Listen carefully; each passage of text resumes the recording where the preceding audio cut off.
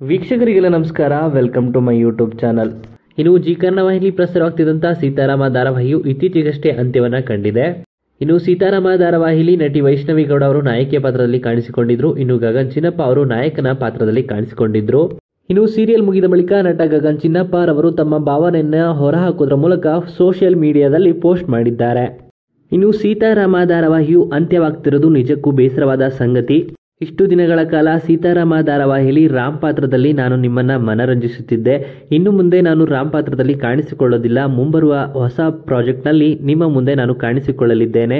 ಇಲ್ಲಿವರೆಗೂ ಯಾವ ರೀತಿ ನಿಮ್ಮ ಪ್ರೀತಿ ಮತ್ತು ಆಶೀರ್ವಾದ ಇತ್ತೋ ಅದೇ ರೀತಿ ಮುಂಬರುವ ಪ್ರಾಜೆಕ್ಟ್ನಲ್ಲಿ ಇರಲಿ. ಮುಂಬರುವ ಪ್ರಾಜೆಕ್ಟ್ನಲ್ಲಿ ಆದಷ್ಟು ಬೇಗ ನಿಮ್ಮ ಮುಂದೆ ಕಾಣಿಸಿಕೊಳ್ಳುತ್ತೇನೆ.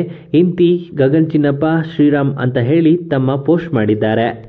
ಈ ರೀತಿಯಾಗಿ ನಾಯಕ ನಟನ ಪಾತ್ರದಲ್ಲಿ ಕಾಣಿಸಿಕೊಂಡಿದ್ದಂಥ ಶ್ರೀರಾಮರವರು ಭಾವುಕರಾಗಿ ಪೋಸ್ಟ್ ಮಾಡಿದ್ದಾರೆ. ಇನ್ನು ಈ ವಿಡಿಯೋ ಇಷ್ಟ ಆಯಿತು ಅಂದರೆ ವಿಡಿಯೋಗೆ ಲೈಕ್ ಮಾಡಿ.